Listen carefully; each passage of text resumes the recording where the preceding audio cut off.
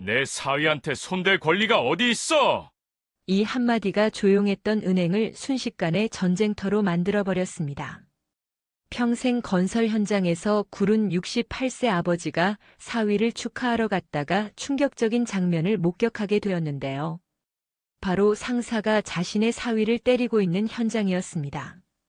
이 아버지가 과연 어떤 방법으로 사위를 괴롭힌 상사와 은행을 상대로 복수를 시작했을까요? 시청 전에 구독과 좋아요 꼭 부탁드립니다. 영상 제작에 큰 힘이 됩니다. 소영아, 정훈이 승진했다며? 정말이야? 김태환의 목소리에는 진심 어린 기쁨이 묻어났습니다. 전화기 너머로 들려오는 딸의 웃음소리가 68세 아버지의 마음을 한층 더 따뜻하게 만들었죠. 네, 아빠, 어제 과장으로 승진 발표가 났어요. 정훈이가 정말 좋아해요. 김태환은 거친 손으로 머리를 극적이며 환하게 웃었습니다. 40년 동안 건설 현장에서 구른 손이었지만 이런 순간만큼은 무엇보다 부드러워졌죠. 그래, 내가 사위 하나 두긴 잘 뒀네. 전화를 끊고 나서 김태환은 한참을 생각에 잠겼습니다. 5년 전 소영이가 정훈이를 처음 데려왔을 때가 떠올랐죠. 키 큰 청년이 90도로 인사를 하던 모습, 그리고 첫 만남부터 자신을 친아버지처럼 대해주던 따뜻함까지요. 아버님, 저 이정훈이라고 합니다. 소영이를 정말 사랑합니다. 그때 정훈이의 목소리는 떨리고 있었지만 진심이 느껴졌습니다. 김태환은 평생을 건설 현장에서 보내며 수많은 사람들을 봐왔지만 정훈이만큼 진실한 눈빛을 가진 청년은 처음이었죠. 그래, 내 딸 잘 부탁한다. 김태환이 건넨 그 한마디에 정훈이는 눈물까지 글썽였습니다. 아마도 자신처럼 일찍 부모를 잃고 자란 처지라 더욱 간절했던 것 같았죠. 결혼식 날도 생각났습니다. 정훈이가 김태환의 손을 꽉 잡으며 했던 약속 말이에요.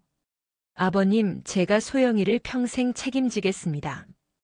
아버님께 효도하는 아들이 되겠습니다. 그날 김태환은 정말 아들을 하나 얻은 기분이었습니다. 평생을 혼자 딸을 키우며 살았던 외로움이 한순간에 사라졌죠. 지금도 정훈이는 변하지 않았습니다. 주말마다 빼먹지 않고 안부를 묻고 명절 때면 다른 누구보다 먼저 찾아와 절을 올렸죠. 김태환이 몸이 아플 때는 병원까지 모시고 가며 진짜 아들처럼 행동했습니다. 그런데 최근 들어 정훈이의 표정이 어둡기만 했습니다. 지난주 집에 왔을 때도 평소와 달리 말수가 적었죠. 아버님, 요즘 회사 일이 좀 힘들어요. 정훈이는 그렇게 말하며 깊은 한숨을 쉬었습니다. 하지만 구체적인 이야기는 하지 않았죠. 김태환이 걱정할까봐 자세한 내용은 숨기는 것 같았습니다. 부장님이 요즘 너무... 정훈이의 말이 끝까지 이어지지 않았습니다. 뭔가 말하고 싶어 했지만 결국 입을 다물었죠. 김태환은 그때부터 마음이 편치 않았습니다. 오늘은 다릅니다. 승진 소식을 들은 김태환의 마음은 그 어느 때보다 들떠 있었죠. 평생을 작업복만 입고 살았던 김태환이었지만 오늘만큼은 정장을 꺼내 입었습니다. 거울 앞에 선 자신의 모습이 어색했습니다. 거친 손과 얼굴에는 40년 세월의 흔적이 고스란히 새겨져 있었죠. 하지만 오늘만큼은 사위를 축하해주고 싶었습니다. 정훈이 놀라겠네. 김태환은 혼자 중얼거리며 미소를 지었습니다. 평소 같으면 미리 연락을 했겠지만 오늘은 깜짝 선물을 해주고 싶었죠. 택시를 타고 은행으로 향하는 동안 김태환의 마음은 한없이 가벼웠습니다. 창밖으로 지나가는 풍경을 보며 정훈이와의 추억들을 하나씩 떠올렸죠. 처음 만났을 때 정훈이는 은행 신입사원이었습니다. 월급도 많지 않았고 미래도 불투명했죠. 하지만 김태환은 그런 것들이 중요하지 않았습니다. 돈이 뭐 그리 중요해. 사람이 좋으면 되지. 김태환은 그때도 그렇게 생각했고 지금도 마찬가지였습니다. 정훈이의 성실함과 진실한 마음이 결국 승진이라는 결과로 이어진 것을 보니 더욱 뿌듯했죠. 은행 건물이 보이기 시작했습니다. 높고 반듯한 건물을 올려다보니 자부심이 느껴졌죠. 저 건물 안에서 자신의 사위가 일하고 있다는 생각만으로도 가슴이 벅차올랐습니다. 저기서 우리 사위가 일하는구나. 김태환은 건물을 바라보며 작게 중얼거렸습니다. 평생을 건설 현장에서 보낸 자신과는 전혀 다른 세계였지만 그래서 더욱 대단하게 느껴졌죠. 은행 입구에서 잠시 망설였습니다. 갑자기 나타나면 정훈이가 당황하지 않을까 하는 생각이 들었죠. 하지만 곧 고개를 저었습니다. 뭘 그런 걸 걱정해. 내가 장인인데.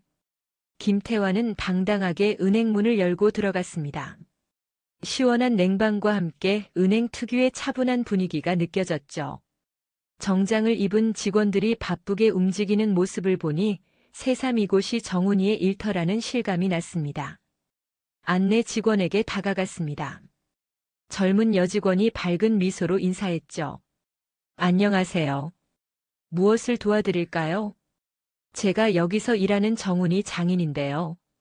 잠깐 인사만 하고 가려고 합니다. 직원은 잠시 당황한 표정을 지었습니다. 갑작스런 가족 방문에 어떻게 대응해야 할지 모르는 것 같았죠. 잠시만 기다려주세요. 확인해 보겠습니다. 김태환은 로비 소파에 앉아 기다렸습니다. 주변을 둘러보니 생각보다 많은 고객들이 업무를 보고 있었죠. 모든 직원들이 바쁘게 움직이는 모습을 보니 정훈이도 열심히 일하고 있을 것 같아 흐뭇했습니다.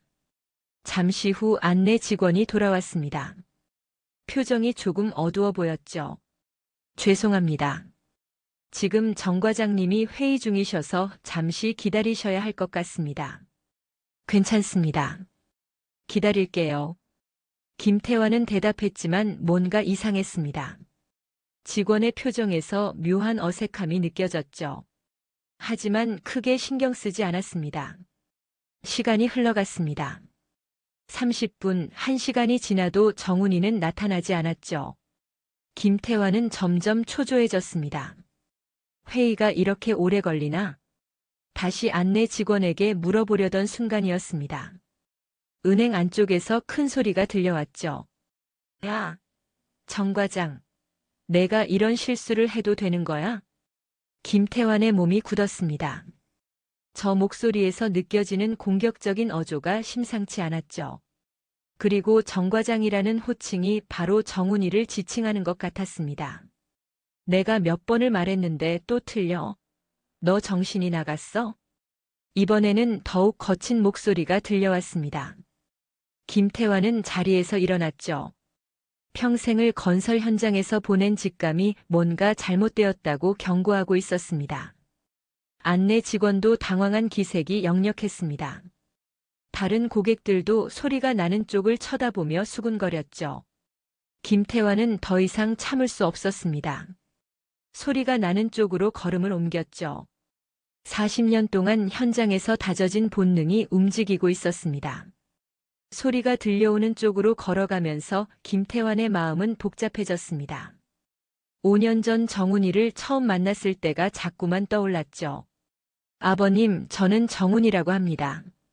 그때 정훈이는 어찌나 떨고 있던지 인사를 하는 손까지 부들부들 떨렸습니다. 김태환은 그런 정훈이가 기특했죠. 진심으로 자신을 아버지처럼 여기려는 마음이 느껴졌거든요. 긴장하지 마라. 나 무섭지 않아.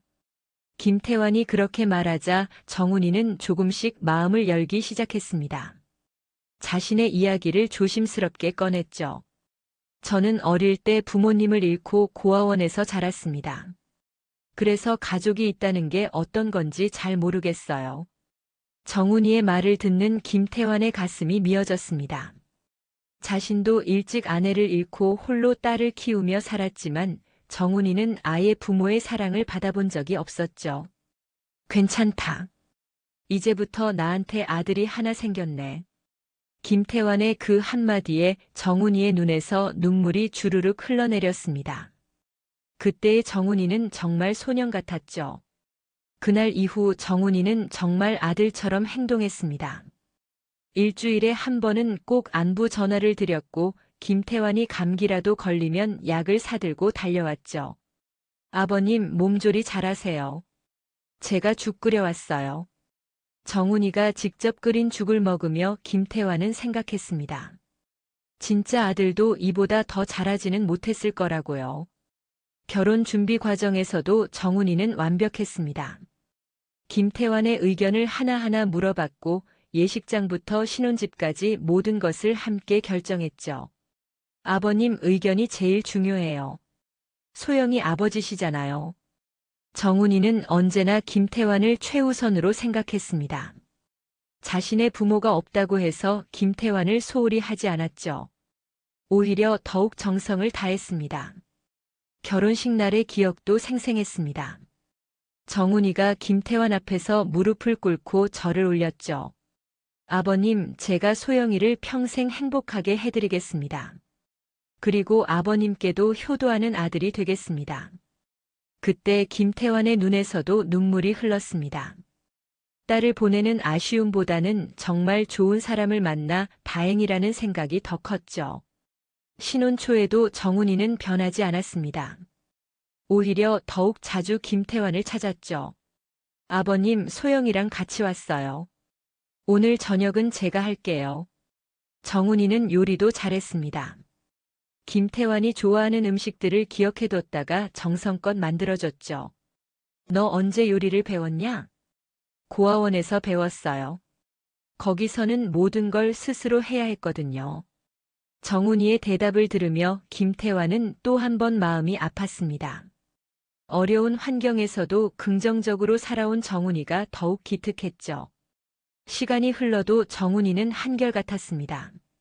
승진을 하고 바빠져도 김태환에 대한 예의는 잊지 않았죠. 아버님, 요즘 바빠서 자주 못 뵈어서 죄송해요. 뭘 그런 걸 미안해하냐? 내가 일 열심히 하는 게 나는 더 기뻐. 김태환은 정말 그렇게 생각했습니다. 정훈이가 성공하는 모습을 보는 것이 자신의 일처럼 뿌듯했죠. 하지만 최근 몇 달 동안 정훈이의 모습이 예전 같지 않았습니다. 얼굴에는 늘 피로가 가득했고 예전처럼 밝게 웃지도 않았죠. 아버님, 저 요즘 좀 힘들어요. 정훈이가 처음으로 야금을 토로했을 때 김태환은 가슴이 아팠습니다. 항상 긍정적이던 사위가 이렇게까지 말하다니요. 무슨 일이냐? 아버지한테 말해봐. 김태환이 물었지만 정훈이는 구체적인 대답을 하지 않았습니다. 그저 회사 일이 힘들다는 말만 반복했죠. 부장님이 요즘 너무 심해요. 제가 뭘 해도 만족을 안 하시는 것 같아요. 정훈이의 말에서 깊은 스트레스가 느껴졌습니다. 하지만 그것만으로는 구체적으로 무슨 일이 있는지 알 수 없었죠. 그래도 견뎌야지. 직장 생활이 다 그런 거 아니겠냐? 김태환은 그렇게 위로했지만 속으로는 걱정이 컸습니다.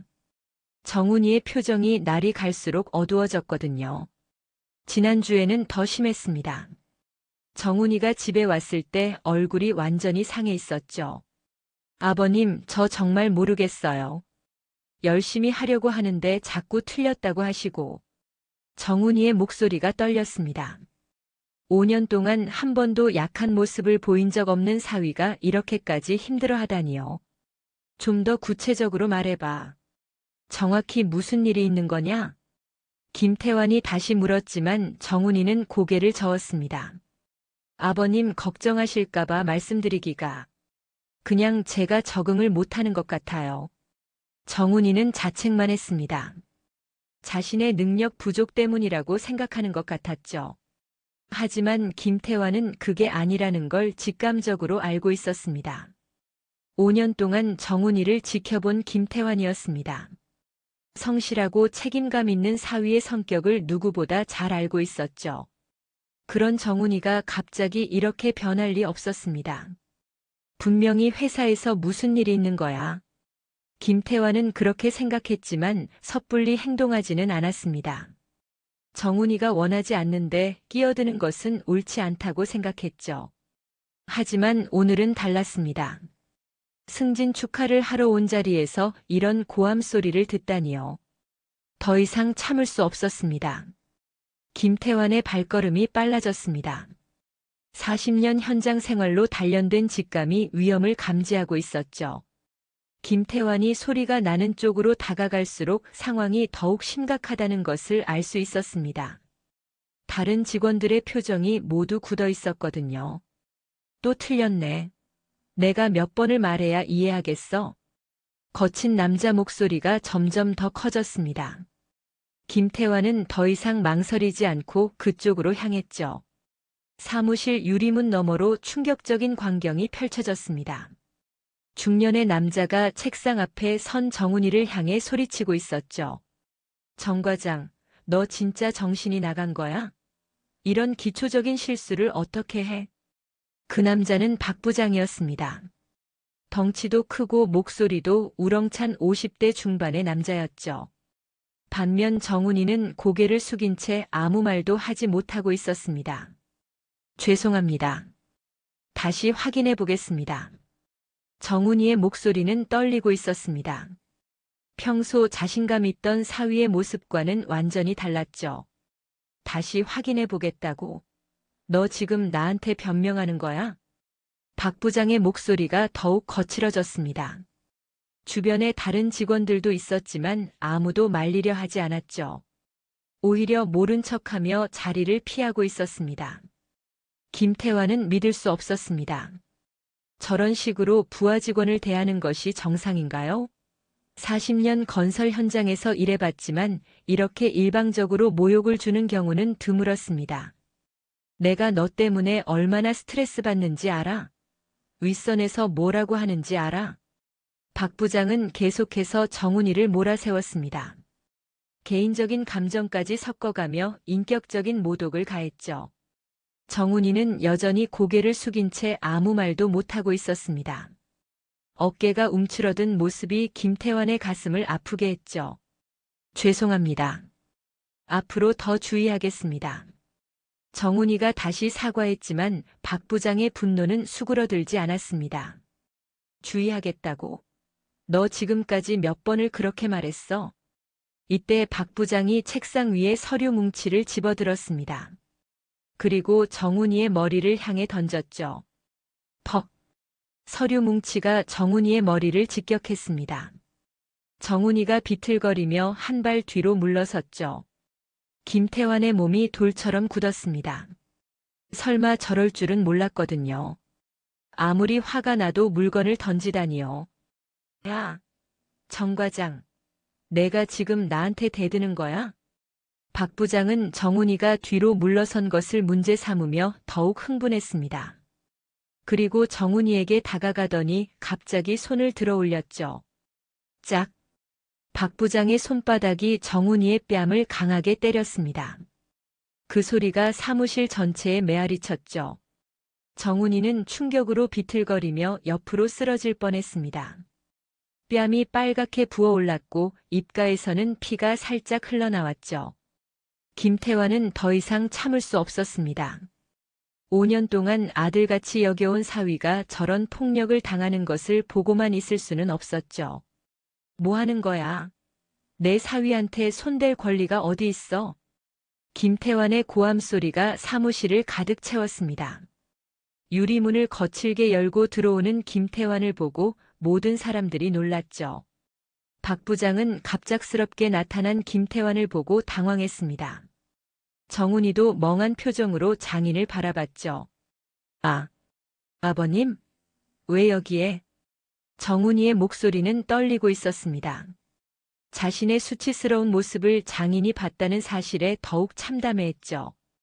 김태환은 정훈이의 붓고 상처난 얼굴을 보고 분노가 치밀어 올랐습니다. 40년 현장 생활에서 쌓인 모든 경험이 지금 이 순간에 폭발하려 했죠. 당신이 누구세요? 여기 함부로 들어올 수 있는 곳이 아닌데요. 박 부장이 김태환을 향해 말했습니다. 아직도 자신이 우위에 있다고 생각하는 듯한 태도였죠. 나는 방금 당신한테 맞은 정 과장의 장인이요. 당신이 내 사위를 때릴 권리가 어디 있어? 김태환의 목소리는 낮았지만 위협적이었습니다. 40년간 현장에서 다져진 위압감이 온몸에서 뿜어져 나왔죠. 아,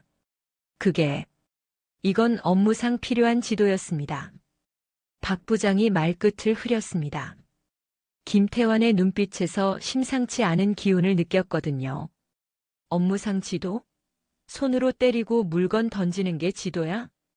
김태환이 한 발짝 다가섰습니다. 박 부장은 본능적으로 뒤로 물러섰죠. 주변 직원들은 숨을 죽이고 이 상황을 지켜봤습니다. 이런 일은 처음 겪는 것이었거든요. 아버님, 괜찮습니다. 저희끼리 해결할 수 있는 문제예요. 정훈이가 김태환을 말리려 했지만 소용없었습니다. 김태환의 분노는 이미 한계점을 넘어서 있었죠. 괜찮다고? 내 얼굴 좀 봐. 이게 괜찮아 보여. 김태환이 정훈이의 부은 뺨을 가리키며 말했습니다. 자신의 사위가 이런 모욕을 당했다는 사실이 도무지 받아들여지지 않았죠. 여기 다른 직원들도 다 봤을 텐데 아무도 말리지 않았어? 김태환이 주변을 둘러보며 물었습니다. 하지만 모든 직원들은 고개를 숙이며 눈을 피했죠. 이런 일이 오늘만 있었던 거야? 김태환의 예리한 질문에 정훈이는 대답하지 못했습니다. 침묵 자체가 답이었죠. 박 부장은 상황이 심각해지자 어떻게든 무마하려 했습니다. 오해가 있으신 것 같은데 저희는 평소에도 원만하게. 오해? 내가 직접 본 걸 오해라고 해? 김태환의 목소리에 분노가 점점 더 실렸습니다. 더 이상 이런 상황을 두고 볼 수는 없었죠. 김태환은 더 이상 참을 수 없었습니다. 평생을 건설 현장에서 구르며 온갖 어려운 상황을 겪어봤지만 이런 분노는 처음이었죠. 당신 이름이 뭐예요? 김태환의 질문에 박 부장은 잠시 머뭇거렸습니다. 상황이 심각해지고 있다는 것을 깨달았거든요. 박영수입니다. 박 부장의 대답을 듣고 김태환은 한 걸음 더 다가섰습니다. 박영수 씨, 당신 나이가 몇인데 저렇게 어린 부하 직원을 때려? 나이가 많다고 해서 사람을 마음대로 대해도 되는 거야? 김태환의 말에는 40년간 현장에서 쌓인 경험과 분노가 함께 담겨 있었습니다. 박 부장은 그 기세에 눌려 제대로 대답하지 못했죠. 그게 업무상. 또 업무상이라고 해? 나도 40년 넘게 일해봤지만 업무 때문에 사람 얼굴을 때리는 건 처음 봐. 김태환의 목소리가 점점 높아졌습니다. 주변 직원들은 더욱 긴장한 표정으로 상황을 지켜봤죠. 아버님, 정말 괜찮습니다. 저희가 알아서 해결하겠습니다. 정훈이가 다시 말렸지만 김태환의 분노는 식을 줄 몰랐습니다. 괜찮다는 게 뭐야? 너 지금 뺨이 이렇게 부어있는데 괜찮다고? 소영이가 보면 뭐라고 하겠어? 남편이 직장에서 맞고 다닌다는 걸 알면? 김태환의 말에 정훈이는 더욱 고개를 숙였습니다. 장인 앞에서 이런 모습을 보인 자신이 부끄러웠죠. 박영수 씨, 당신한테 묻겠어. 이런 식으로 부하 직원을 대하는 게 정상이라고 생각해? 김태환이 박 부장을 똑바로 쳐다보며 물었습니다. 박 부장은 시선을 피하며 대답하지 못했죠. 대답해. 당신 집에도 자식이 있을 텐데 당신 자식이 직장에서 이런 꼴을 당해도 괜찮겠어? 김태환의 질문은 핵심을 찔렀습니다. 박 부장의 얼굴이 창백해졌죠. 그건 다른 문제고. 다른 문제? 똑같은 문제야. 당신도 누군가의 자식이고 내 사위도 누군가의 자식이야. 김태환은 박 부장 앞으로 더욱 다가갔습니다. 두 사람 사이의 거리가 1미터도 안 되었죠. 나는 40년 동안 건설 현장에서 일했어. 거기도 위아래가 있고 서열이 있지. 하지만 아무리 화가 나도 사람을 때리지는 않아. 그게 인간의 기본이거든. 김태환의 말에는 진정성이 담겨 있었습니다. 박 부장도 그것을 느꼈는지 점점 위축되었죠. 당신은 지금까지 이런 식으로 부하 직원들을 대해왔어? 김태환의 질문에 박 부장은 대답하지 못했습니다. 하지만 그 침묵이 모든 것을 말해주었죠. 주변 직원들의 표정을 봐도 이런 일이 한두 번이 아니라는 것을 알 수 있었습니다. 정훈아, 이런 일이 자주 있었어? 김태환이 정훈이에게 물었지만 정훈이는 고개를 숙인 채 대답하지 않았습니다. 대답하지 않는 것도 대답이야. 얼마나 오랫동안 참았을까? 김태환의 가슴이 아팠습니다. 5년 동안 어떻게 이런 일을 혼자 견뎌왔을까 싶었죠. 박영수 씨, 당신 지금 이 상황이 어떤 건지 알아? 김태환의 질문에 박 부장은 여전히 답하지 못했습니다. 나는 지금 내 사위가 폭력을 당하는 걸 직접 목격했어. 이게 단순한 업무 문제라고 생각해? 김태환의 목소리에 경고의 의미가 담겨 있었습니다. 박 부장은 사태의 심각성을 깨닫기 시작했죠. 죄송합니다. 제가 너무 흥분했나 봅니다. 박 부장이 뒤늦게 사과했지만 김태환의 분노는 쉽게 가라앉지 않았습니다.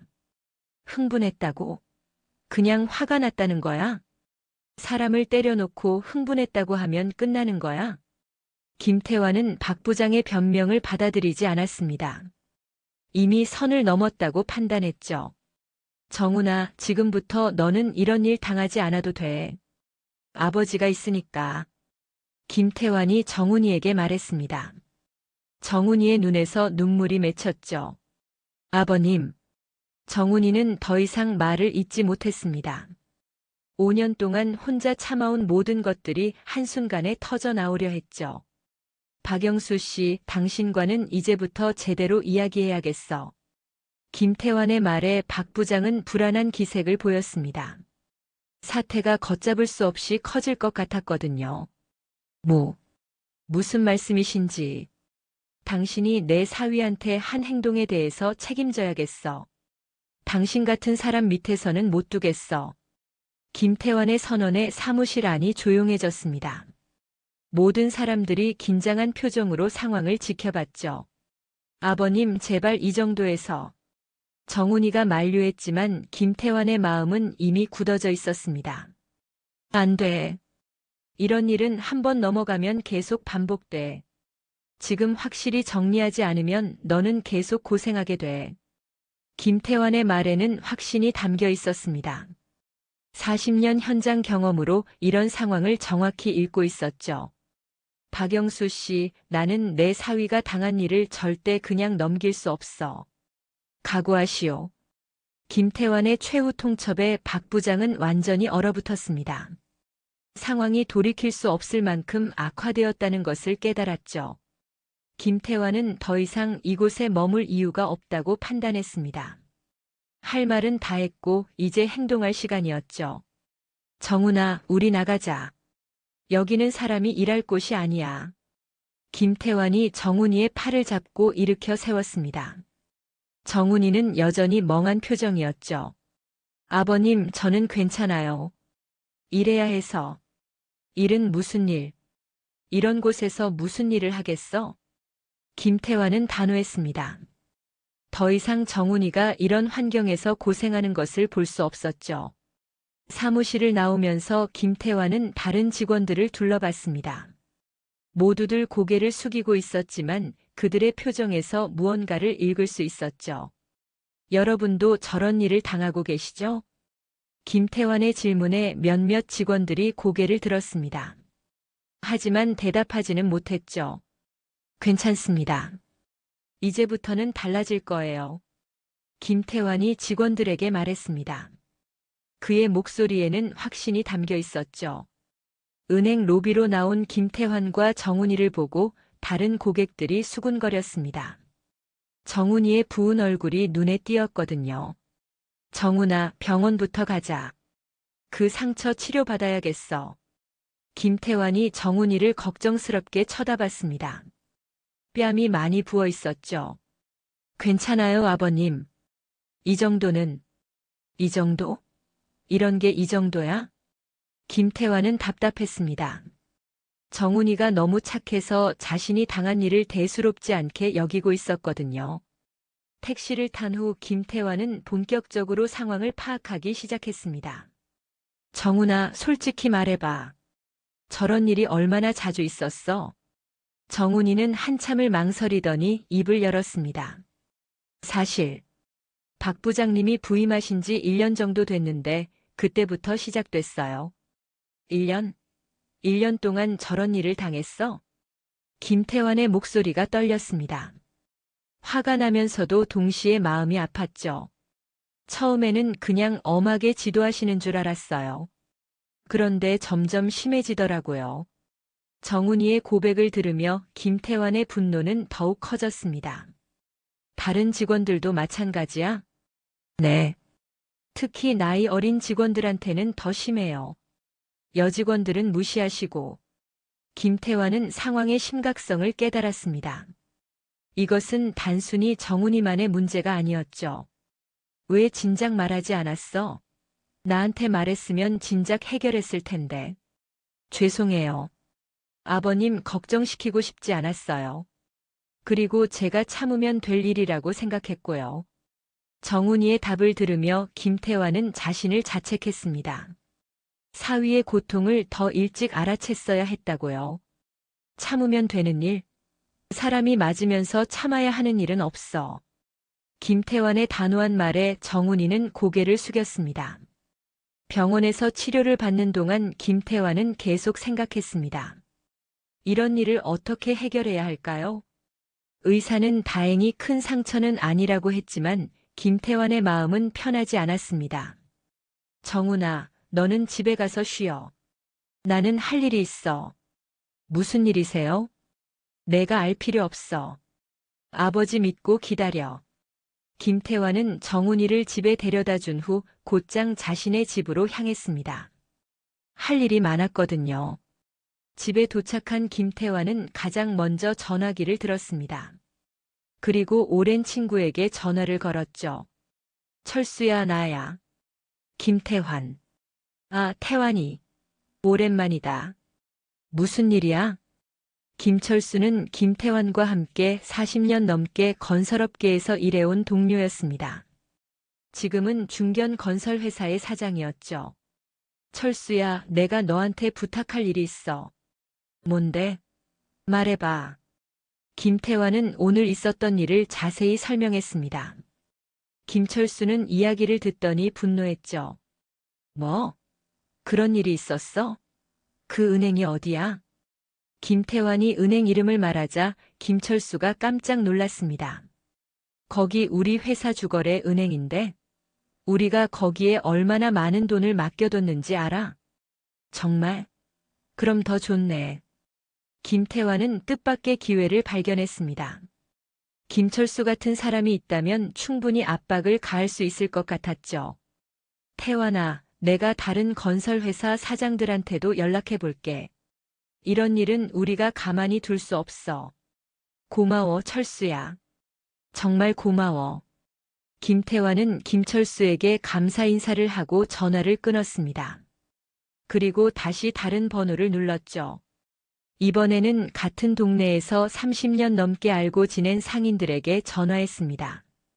영호야, 나 태환이야. 너 아직 그 은행 쓰고 있지? 응, 왜? 김태환은 영호에게도 같은 이야기를 했습니다. 영호 역시 분노했죠. 그런 일이? 그럼 우리가 가만히 있을 수 없지. 내가 다른 사람들한테도 얘기해 볼게. 전화를 받는 사람마다 김태환의 이야기에 분노했습니다. 특히 아들이나 딸을 둔 아버지들은 더욱 화를 냈죠. 1시간 만에 김태환은 20명이 넘는 사람들에게 연락을 마쳤습니다. 모두들 도움을 주겠다고 약속했죠. 그날 밤 김태환의 휴대폰은 쉴 새 없이 울렸습니다. 연락을 받은 사람들이 또 다른 사람들에게 이야기를 퍼뜨렸거든요. 태환 형님, 저희도 도와드릴게요. 저희 회사도 그 은행 쓰는데 이런 일은 가만둘 수 없죠. 점점 더 많은 사람들이 동조했습니다. 김태환은 이런 반응에 놀랐죠. 생각보다 많은 사람들이 분노하고 있었거든요. 다음 날 아침 김태환은 새벽부터 바쁘게 움직였습니다. 어제 연락을 받은 모든 사람들이 약속대로 행동에 나섰거든요. 김철수는 가장 먼저 움직였습니다. 자신의 건설회사 회사 자금을 모두 그 은행에서 빼기로 결정했죠. 직원들아, 오늘부터 우리 회사는 다른 은행으로 주거래 은행을 바꾼다. 왜 갑자기요, 사장님? 이유는 나중에 설명할게. 일단 모든 계좌를 정리하고 자금을 옮겨. 김철수의 회사는 중견 건설업체였습니다. 은행에 맡겨둔 돈만 해도 수백억에 달했죠. 다른 건설회사 사장들도 마찬가지로 움직였습니다. 김태환의 연락을 받고 분노한 사장들이 일제히 자금을 빼기 시작한 거죠. 우리도 그 은행 쓰지 말자. 직원들 월급 통장까지 다 받고. 네, 사장님. 바로 처리하겠습니다. 건설회사들의 움직임은 생각보다 파급 효과가 컸습니다. 공사대금 결제, 자재비 지급, 직원 급여까지 모든 자금 흐름이 한꺼번에 끊어졌거든요. 지역 상인들의 움직임도 만만치 않았습니다. 김태환과 30년 넘게 알고 지낸 상인들이 하나둘 은행을 찾기 시작했죠. 제 돈 다 찾으려고 왔어요. 갑자기 왜요? 무슨 문제라도 있으셨나요? 문제? 당연히 문제가 있죠. 직원들 때리는 은행에 내 돈을 맡길 수는 없잖아요. 은행 직원들은 상황을 파악하지 못했습니다. 갑자기 많은 고객들이 동시에 예금을 찾으려 하니 당황스러웠거든요. 오전 10시가 되자 은행 앞에는 긴 줄이 서기 시작했습니다. 예금을 찾으려는 사람들과 대출을 상환하려는 사람들이 몰려든 거죠. 저도 대출 다 갚을게요. 다른 은행에서 갈아타겠어요. 고객님, 갑자기 왜 이러시는 건가요? 이유는 당신들이 더 잘 알겠네요. 은행 내부는 아수라장이 되었습니다. 평소 하루에 처리하던 업무량을 몇 시간 만에 처리해야 했거든요. 지점장 김영식은 상황의 심각성을 깨닫고 본사에 보고했습니다. 본사에 보고하겠습니다. 지금 상황이 심상치 않습니다. 무슨 일입니까? 고객들이 동시에 예금을 찾고 대출을 상환하려고 합니다. 현금이 부족해질 것 같습니다. 김영식의 보고를 받은 본사는 긴급히 현금을 보내기로 했습니다.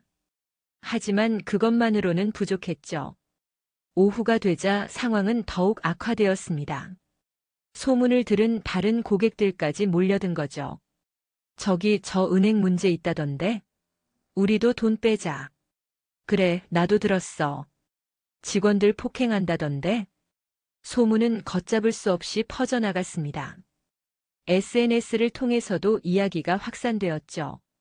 누군가 박 부장이 정훈이를 때리는 장면을 몰래 촬영한 동영상을 올린 것입니다.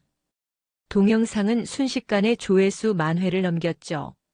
직장 갑질의 전형적인 사례라며 누리꾼들의 분노가 폭발했습니다. 저런 인간이 부장이라고. 저 은행 절대 안 쓴다. 나도 그 은행 통장 있는데 당장 해지해야겠어. 온라인에서의 분노는 오프라인으로 이어졌습니다. 더 많은 고객들이 은행을 찾아와 항의하기 시작한 거죠. 박 부장 어디 있어요? 그 사람 만나자고요. 죄송합니다. 지금 자리에 안 계시는데. 안 계시긴 뭐가 안 계셔? 숨어 있는 거 아니에요? 은행 직원들은 항의하는 고객들을 달래느라 정신이 없었습니다. 업무는 완전히 마비된 상태였죠. 김태환은 집에서 상황을 지켜보고 있었습니다. 계속해서 걸려오는 전화들을 받으며 진행 상황을 파악했죠. 태환 형님, 지금 그 은행 난리 났어요. 사람들이 줄 서서 돈 뽑고 있다고 하네요. 그래? 얼마나 빠져나갔어? 아직 정확한 수치는 모르겠지만 수백억은 넘을 것 같아요. 김태환은 만족스러운 표정을 지었습니다. 계획이 예상보다 잘 진행되고 있었거든요. 하지만 아직 끝이 아니었습니다. 진짜 목표는 박 부장을 처벌하는 것이었죠. 오후 3시쯤 김영식 지점장의 휴대폰이 울렸습니다. 김태환이었죠. 여보세요? 김 지점장이신가요? 네. 누구시죠? 나는 어제 당신네 은행에서 내 사위가 맞는 것을 본 김태환이라고 합니다. 김영식은 온몸에 소름이 돋았습니다. 어제부터 이상하다고 생각했는데 이런 이유가 있었던 거죠. 아, 그 일 말씀이시군요. 정말 죄송합니다. 죄송하다고 해서 끝날 일이 아니에요. 당신도 그 현장에 있었죠? 김영식은 대답할 수 없었습니다. 실제로 박 부장이 정훈이를 때리는 것을 보고도 말리지 않았거든요. 지점장님, 이제부터 본격적인 이야기를 해봅시다. 김태환의 목소리에서 차가운 결의가 느껴졌습니다. 진짜 싸움은 이제부터였죠. 그날 저녁 김영식 지점장은 본사에 긴급 보고를 올렸습니다. 상황이 통제 불가능한 수준에 달했거든요. 부행장님, 큰일 났습니다. 하루 만에 800억이 넘는 자금이 빠져나갔습니다. 뭐라고? 800억이? 도대체 무슨 일이야? 김영식은 어제부터의 모든 상황을 자세히 설명했습니다. 박 부장의 폭행 사건부터 시작된 일련의 과정을 말이죠. 박 부장이 직원을 때렸다고. 그런 일이 있었어? 네. 그 직원의 장인이 건설업계 인맥을 동원해서 대대적인 항의를 하고 있습니다. 부행장 이재훈은 상황의 심각성을 즉시 깨달았습니다. 이것은 단순한 개인적 분쟁이 아니었거든요. 당장 내가 내려간다. 그리고 박 부장은 어디 있어? 박 부장은 오늘 출근하지 않았습니다. 뭐? 이 상황에 출근을 안 해? 이재훈 부행장은 화가 머리끝까지 났습니다. 사태를 일으킨 장본인이 도망간 것이나 마찬가지였죠. 다음 날 오전 이재훈 부행장이 직접 지점을 찾았습니다. 그와 함께 인사팀장과 노동조합 간부도 동행했죠. 상황이 어떻게 된 거야? 부행장님, 정말 죄송합니다. 제가 관리를 제대로 못했습니다. 김영식은 고개를 숙였습니다. 지점장으로서 책임을 느꼈거든요. 박 부장은 어디 있어? 당장 불러. 연락이 안 됩니다. 어제부터 전화를 받지 않고 있어요. 이재훈은 한숨을 깊게 쉬었습니다. 상황이 더욱 복잡해지고 있었거든요. 그때 김태환에게서 전화가 걸려왔습니다. 김영식이 받았죠. 지점장님, 나는 김태환입니다. 부행장님 오셨다고 들었는데요. 네, 그렇습니다. 그럼 정식으로 이야기를 해볼까요? 우리가 원하는 것이 뭔지 말씀드리겠습니다. 김태환의 목소리는 차분했지만 단호했습니다. 1시간 후 김태환은 정훈이와 함께 은행을 찾았습니다. 이재훈 부행장이 직접 맞이했죠. 안녕하세요. 저는 이재훈 부행장입니다.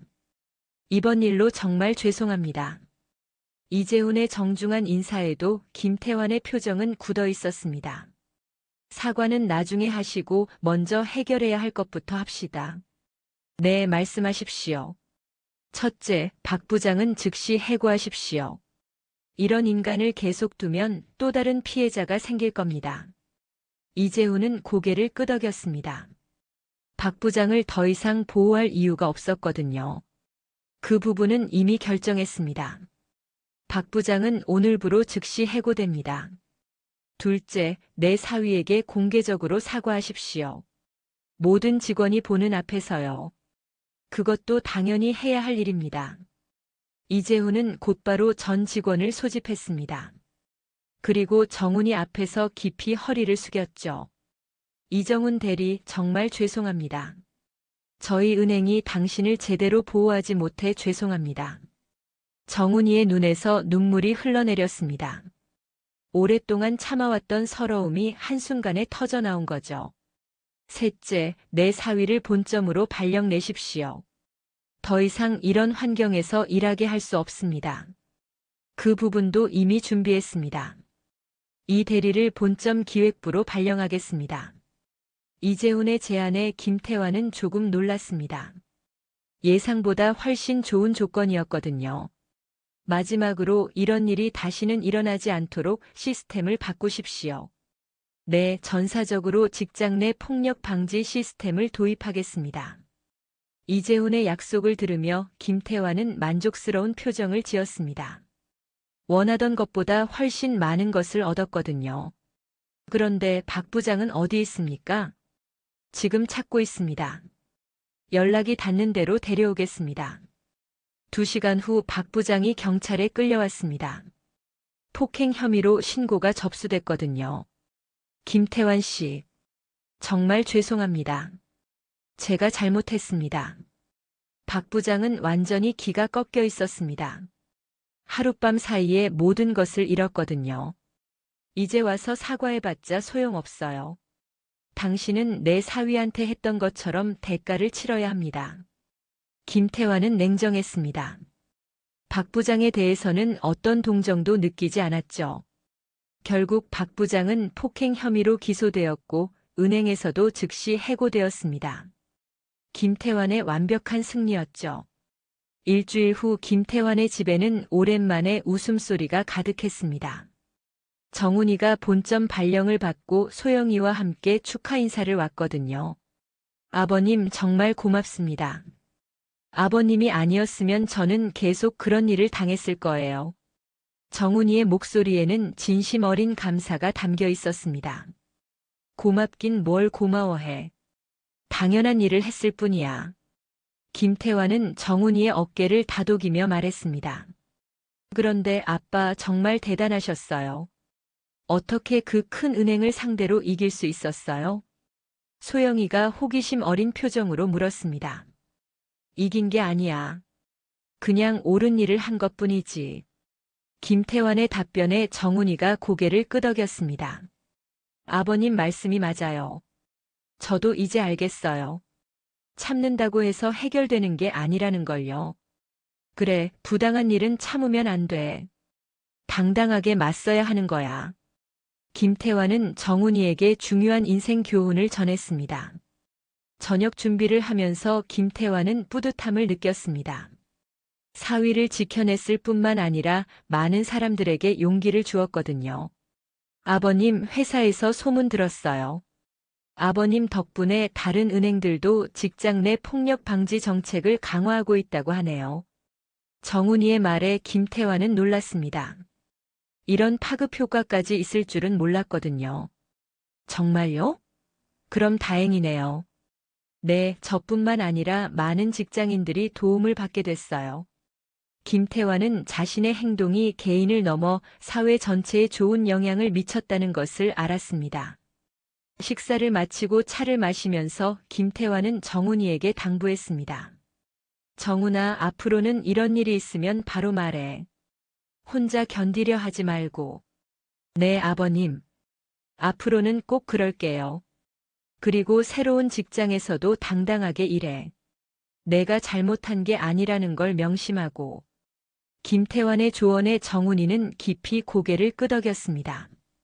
며칠 후 김태환은 신문에서 반가운 기사를 발견했습니다. 정훈이가 일하게 될 은행에서 직장 내 폭력 근절 캠페인을 시작했다는 내용이었죠. 기사에는 이재훈 부행장의 인터뷰도 실려 있었습니다. 이번 일을 계기로 저희는 모든 직원이 존중받는 직장을 만들겠습니다. 어떤 이유로든 폭력은 용납하지 않겠습니다. 김태환은 기사를 읽으며 만족스러워했습니다. 진정한 변화가 일어나고 있는 것 같았거든요. 한 달 후 정훈이는 새로운 부서에서 활기차게 일하고 있었습니다. 존중받는 환경에서 일하니 업무 능력도 훨씬 좋아졌죠. 아버님, 저 이번 달 우수 사원으로 선정됐어요. 정훈이의 밝은 소식에 김태환은 환하게 웃었습니다. 그래, 역시 내 사위야. 새로운 환경에서 정훈이는 자신의 진짜 능력을 발휘할 수 있었습니다. 더 이상 눈치 보지 않고 창의적으로 일할 수 있었거든요. 김태환은 이 모든 일을 통해 중요한 깨달음을 얻었습니다. 가족을 지키는 것이 얼마나 중요한지, 그리고 그것이 개인을 넘어 사회 전체에 어떤 의미를 갖는지 말이죠. 어느 일요일 오후 김태환은 정훈이, 소영이와 함께 산책을 나왔습니다. 따뜻한 햇살 아래서 가족이 함께 걷는 모습이 평화로워 보였죠.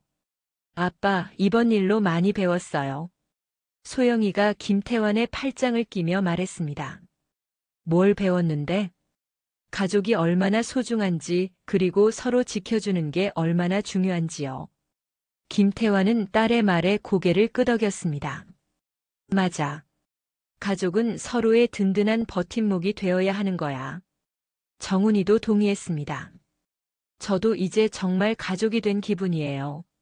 아버님이 저를 지켜주시는 걸 보고 확신했거든요. 김태환의 마음이 따뜻해졌습니다. 5년 전 처음 만난 청년이 이제는 정말 아들이 된 것 같았거든요. 앞으로도 우리는 이렇게 서로 의지하며 살아가야 해. 김태환의 말에 정훈이와 소영이가 함께 고개를 끄덕였습니다. 그렇게 김태환의 가족은 이번 일을 통해 더욱 단단해졌습니다. 그리고 많은 사람들에게 용기와 희망을 전해주었죠. 김태환은 생각했습니다. 자신이 한 일이 단순히 사위를 지키는 것에서 끝나지 않았다는 것을 말이죠. 부당함에 맞서는 용기, 가족을 지키는 사랑, 그리고 옳은 일을 하는 용기를 많은 사람들에게 보여주었다는 것을요. 이것이 바로 진짜 아버지의 힘이었습니다. 돈이나 권력이 아닌 가족을 위한 진심과 용기가 세상을 바꿀 수 있다는 것을 증명한 거죠. 김태환의 이야기는 많은 아버지들에게 용기를 주었습니다. 가족을 지키기 위해서라면 어떤 어려움도 이겨낼 수 있다는 희망을 전해준 것입니다. 오늘 이야기가 좋으셨다면 구독과 좋아요, 알람 설정 잊지 마시고 소중한 댓글 하나가 큰 힘이 됩니다. 시청해주셔서 진심으로 감사드립니다.